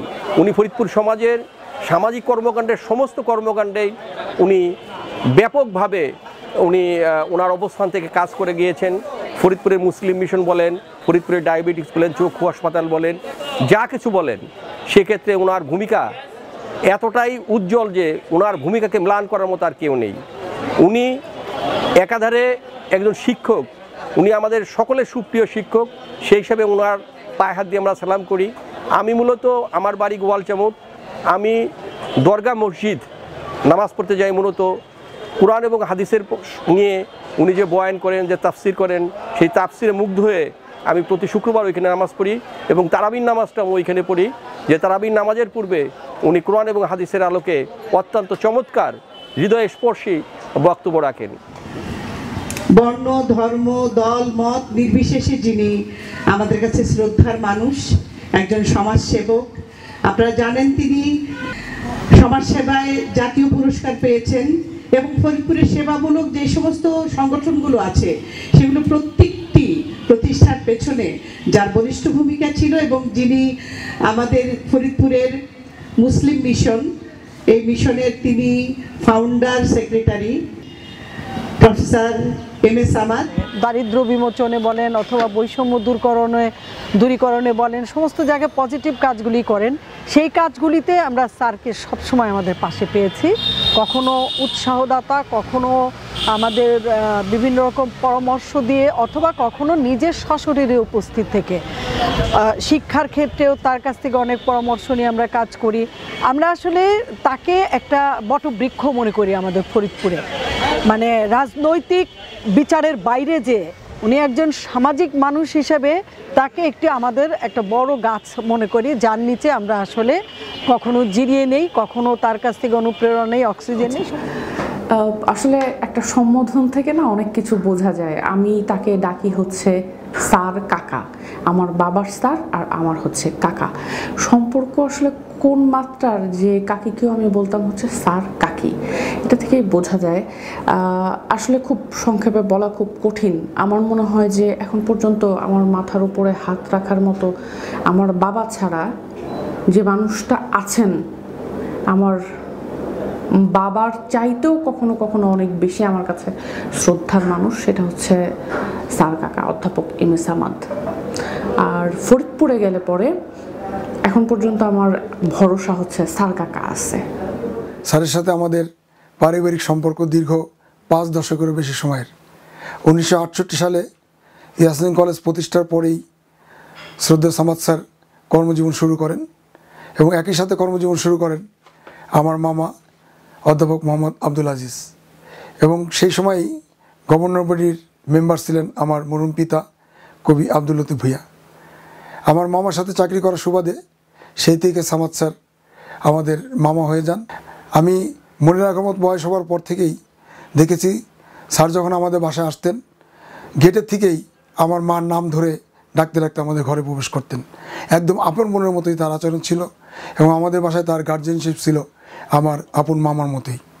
আমার আব্বার মৃত্যুর পরে স্যারের সবিশেষ উদ্যোগেই কবি লতিফ ভূঁইয়া ফাউন্ডেশন নামে একটি ফাউন্ডেশন প্রতিষ্ঠা করেছিলেন এবং এটিও অগ্রণী ভূমিকায় রেখেছেন আমাদের শ্রদ্ধেয় সামাদ স্যার। আমাদের এই চর অঞ্চলে তার জন্ম, এই চর অঞ্চলের ধুলামাটি গায়ে মেখেই তিনি বড় হয়েছেন। এই নদী নালা খাল বিলে সাঁতার কেটে তিনি বেড়ে উঠেছেন। অধ্যাপক এম.এ. সামাদ স্যার আমাদের চরের মানুষ, আমাদের চর অঞ্চলের মানুষ, আমরা তাকে নিয়ে গর্ববোধ করি। স্যার একজন আলোকিত মানুষ, তিনি মানুষ গড়ার কারিগর, তিনি শিক্ষকদেরও শিক্ষক। স্যার আমাদের চর অঞ্চলের অন্যতম কৃতিজন। এই চর অঞ্চলের মাটি আর মানুষের প্রতি স্যারের একটি অন্যরকম মমত্ববোধ আছে। তিনি সুযোগ পেলেই সেই শেকড়ের টানে এই গ্রাম অঞ্চলে ছুটে আসেন, গ্রাম অঞ্চলের মানুষের সঙ্গে মিশেন, সুখ দুঃখ বিনিময় করেন। স্যার আরেকটি কাজ করেছেন, সেটি হচ্ছে এই চর অঞ্চলের সামাজিক সাংস্কৃতিক উন্নয়নের জন্য তিনি চর কল্যাণ সংস্থা নামে একটি সংগঠনও প্রতিষ্ঠা করেছেন। আমরা স্যারের সুস্থ জীবন কামনা করি। নিজের জীবনের শতত দুঃখ কষ্টকে আড়াল করে অসহায় মানুষের মনে আস্থার চাদর তুলে দেন একজন এম.এ. সামাদ। অনাথ শিশুটির ভবিষ্যৎ নিয়ে সন্তানের মা যখন শঙ্কাতুর, তখন তাকে ভরসার ছায়া দেন এম.এ. সামাদ। জীবনের সায়ংহে এসেও দীপ্ত পায়ে ছুটে চলেন তিনি, ছুটে চলেন নিজের সন্তানের মতো শত অনাথ শিশুর ভরণ পোষণ, শিক্ষার সংস্থানে। তার এ পথ চলা চলুক অবিরাম।